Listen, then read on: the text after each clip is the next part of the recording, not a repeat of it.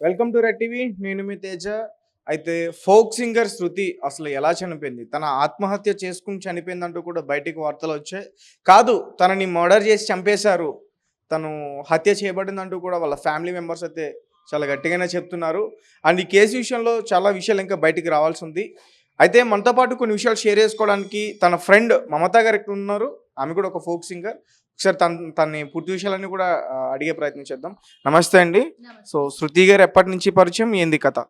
పరిచయం ఏం లేదు. యాక్చువల్లీ తనతో నేను ఇంటర్వ్యూ చేద్దాము అని చెప్పేసి ఒక 4, 5 సార్లు కాల్ చేసి మాట్లాడాను. సో, తను ఎప్పుడైనా సరే చాలా గట్టిగా మాట్లాడుతది. అండ్ ఏంటంటే ఏమంటారు, హుందాగా ఉంటది. డైరెక్ట్‌గా ఉన్నదున్నట్టు మాట్లాడుతది. రఫ్ అండ్ టఫ్ ఉంటది ఆమె. అసలు నిజంగా చెప్పాలంటే ఆమె ఆత్మహత్య చేసుకుంది అంటే మాత్రం అస్సలు నేనైతే నమ్మను. అమ్మాయి చాలా గట్స్ ఉన్న అమ్మాయి.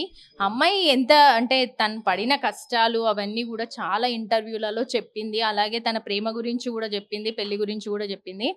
కానీ అట్లా ఎట్లా నమ్ముతారు? ఇన్‌స్టాలో పరిచయమైన వాళ్ళని పెళ్లి దాకా ఎట్లా నమ్ముతారు? అసలు వాళ్ళ బ్యాక్‌గ్రౌండ్ తెలుసుకోకుండా, ఏం తెలుసుకోకుండా, ఆళ్ళు ఎట్లాంటోలో తెలవకుండా, ఏం తెలవకుండా పెళ్లి ఎట్లా చేసుకుంటారు? తల్లిదండ్రులను కాదని 25 సంవత్సరాలు, 28 సంవత్సరాలు కనిపెంచిన తల్లిదండ్రులను కాదని అట్లా తను రీసెంట్ గానే పెళ్ళైంది. ఒక 20 రోజుల క్రితమే పెళ్ళైందంటూ కూడా చెప్తున్నారు.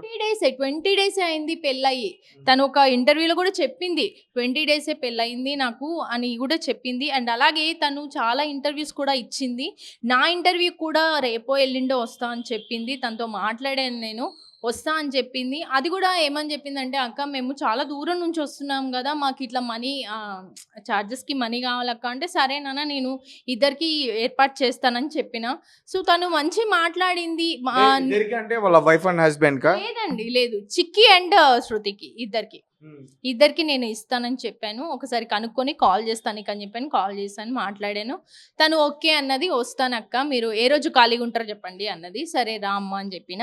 అంతలోనే అసలు ఇంత పెద్ద సంఘటన జరుగుతుందని నేనైతే అస్సలు ఎక్స్‌పెక్ట్ చేయలేదు. అండ్ ఇంకోటేంటంటే, నేను గన్ షాట్‌గా చెప్పడం ఏందంటే, ఆ పిల్ల ఆత్మహత్య చేసుకునే అమ్మాయి కాదు. వాళ్ళ అమ్మ, వాళ్ళ నాన్న, చుట్టుపక్కన వాళ్ళందరూ కూడా ఇదే మాట చెప్తారు. ఎందుకంటే అమ్మాయి చాలా గట్స్ ఉన్న అమ్మాయి. ఏ మాట ఉన్నా గానీ మొఖం మీద అన్ని పడేస్తది. అసలు భయపడదు, ఎవ్వరికీ భయపడదు. తనసలు ఎలా ఉంటదంటే, ఒక సింహం అంటే ఏమంటారు, ఒక మొగరాయిల్లాగా ఉంటది తనకి. సో, తనకి నిజంగా చెప్తున్నా, తనైతే ఆత్మహత్య చేసుకోలేదు. అంటే తను ఆల్రెడీ ప్రెగ్నెంట్‌తో ఉంది అనే విషయం కూడా బయటకొచ్చింది. అది కూడా నిజమేనా? నిజంగానే అంటున్నారు. అందరూ చాలామంది చెప్తున్నారు. 4 మంత్స్ ప్రెగ్నెంట్ అని చెప్తున్నారు. అది నిజమా? అబద్ధమా? అనేది యాక్చువల్లీ తను ఒకవేళ ఆత్మహత్య చేసుకోవాలి అనుకుంటే లోపలున్న పిల్ల గురించి ఆలోచిస్తది గదా! సో, అది జరగలేదు. వాళ్ళే ఏదో చేసి చంపేశారు. అయినా ప్రతి ఒక్క అమ్మాయికి చెప్పడం ఏంటంటే నేను తెలిసిందా అసలు ఎవరు అబ్బాయి ఎవరో ఏంటి? ఆ అమ్మాయి ఎలా పరిచయం అయింది? ఏమన్నా బయటకొచ్చాయా? సోషల్ మీడియాలోనే పరిచయం అయ్యాడంట ఆ అబ్బాయి.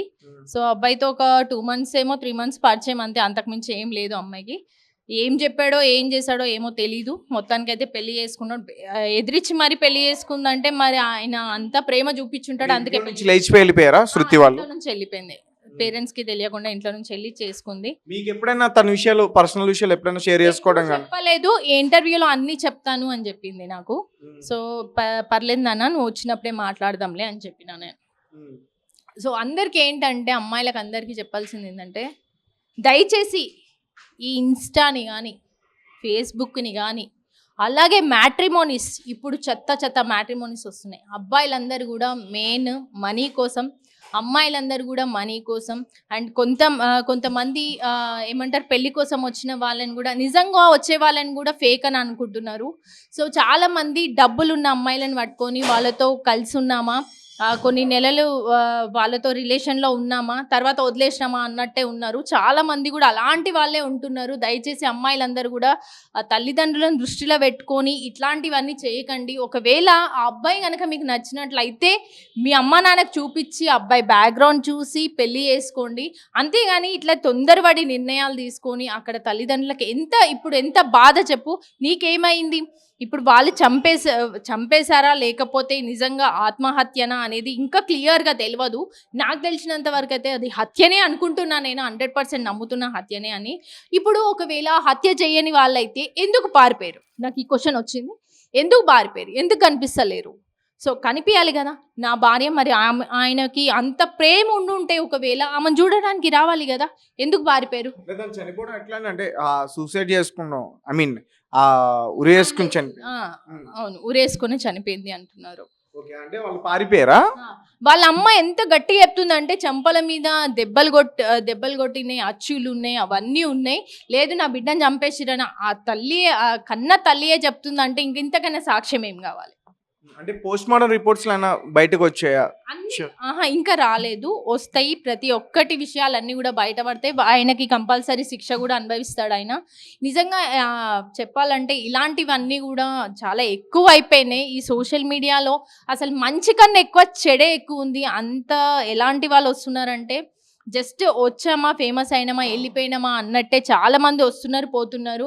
అమ్మాయిల జీవితాలు చాలా మంది నాశనం అవుతున్నాయి. అలాగే అబ్బాయిలు, కొంతమంది అమాయకుల అబ్బాయిలు కూడా అంటే దీనికి బలైపోతున్నారు.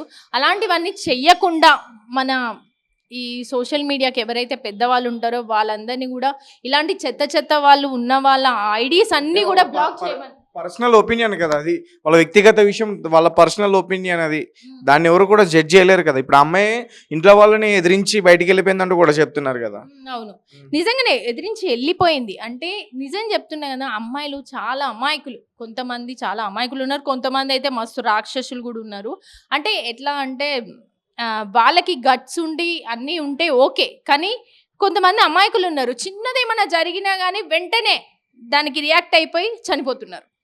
సో అలా చేయకండి. ఏదైనా ఉంటే కనుక మనకి మంచి మంచి చట్టాలు కూడా ఉన్నాయి, వాటన్నిటిని కూడా మనం ఉపయోగించుకొని మన మీద ఇలాంటి జరిగినప్పుడల్లా వెళ్ళి మనం కంప్లైంట్ ఇవ్వడమా, లేకపోతే ఎవరికన్నా చెప్పడమా, ఇలాంటివన్నీ చేస్తూ ఉంటే ఇలాంటివన్నీ మనం దాటుకొని రావచ్చు. ధైర్యంగా ఉండాలి, అంతేగాని ఇలా పిరికిగా, అంటే నిజం చెప్పాలంటే పిరికిగా అంటే ఆ అమ్మాయి ఆత్మహత్య ఏం చేసుకోలేదు. నాకు తెలిసినంత వరకు ఆత్మహత్య అయితే చేసుకోలేదు. తను చేసుకునే అంత పిరికిదైతే కాదు. అంటే ఎన్ని ఇయర్స్ లో అని చెప్పుకోవచ్చు వాళ్ళది? నాకు అంత ఐడియా లేదు. తన గురించి మొత్తం ఇంటర్వ్యూ తీసుకొని ఉంటే కనుక మొత్తం ఆమె గురించి మొత్తం చెప్పేసేదాన్ని నేను. తనకు అంత ఐడియా, కానీ తక్కువ టైంలో ఇన్స్టాగ్రామ్లో అంటే అందరిలాగా కాకుండా ఫోక్ సింగర్స్ పాటలు పాడితే ఏమొస్తుంది అని చెప్పేసి పెరడీ సాంగ్స్ పాడి చాలా ఫేమస్ అయిన వాళ్ళు అంటే కనుక వాళ్ళు. ఏ సాంగ్ తో ఫేమస్ అయింది శృతి? గాలి గాలి గాలి గాలి గాలి మొగిలయ్యా, నా పానమంతా గాలి గాలి గాలి మొగిలయ్యా, గాలి గాలి గాలి గాలి గాలి మొగిలయ్యా, నా పానమంతా గాలి గాలి గాలి మొగిలయ్యా, నిన్ను చూడకుంటే నాకు గాలి మొగిలయ్యా, నా పానమంతా గాలి గాలి గాలి మొగిలయ్యా, నిన్ను చూడకుంటే నాకు గాలి మొగిలయ్యా, నా పానమంతా గాలి గాలి గాలి మొగిలయ్యా. ఇలాంటి పాటలకి మస్తు పెరడి పాటలు కూడా చాలా పాడింది. అన్నీ కూడా మీరు ఇన్స్టాలో ఒక్కసారి అమ్మాయి పేరు కొట్టినంటే మొత్తం అన్నీ వస్తాయి. ఫైనల్ గా ఏం చెప్తారంటే వాళ్ళ కుటుంబ సభ్యులకు కానీ లేకపోతే ఇప్పుడున్న సింగర్స్ కానీ? నేను సింగర్స్ అందరికీ చెప్పేది ఏంటంటే ఒకటే, మీలో టాలెంట్ ఉంది అంటే గనక 100% యూజ్ చేసుకోండి, కాదనట్లేదు. కానీ పేరెంట్స్కి ఏం చెప్తున్నా అంటే దయచేసి అమ్మాయిలని పట్టించుకోండి కొంచెం. ఇప్పుడు ఇన్స్టాలో చాలామంది ఒక్కొక్క రకంగా, అంటే ఒక్కొక్కరు ఎలా అయినా సరే నేను ఫేమస్ అయిపోవాలని చెప్పేసి రాత్రికే ఫేమస్ అవ్వాలని పిచ్చి వీడియోలన్నీ చేస్తుంటే కొంతమంది ఎక్స్పోజింగ్ చేయడం, ఇంకా కొంతమంది గురించి చెప్పాలంటే సిగరెట్లు తాగడం, బాయ్ ఫ్రెండ్స్ ఉంచుకోవడం, ఇవన్నీ కూడా వాళ్ళు ఏమనుకుంటున్నారంటే సోషల్ మీడియాని భలే వాడుకుంటున్నారు వాళ్ళు. సో అలాంటి వాళ్ళకి ఏం చెప్తున్నా అంటే ఇలాంటి పిచ్చి పనులన్నీ చేయకుండా మంచి పనులు చేసి మంచి పేరు తెచ్చుకునే ప్రయత్నం చేయండి. సో ఇంకా దాని గురించి ఏం లేదు, రేపు కానీ ఎల్లుండి కానీ అస్సలు నిజాలు బయటపడతాయి.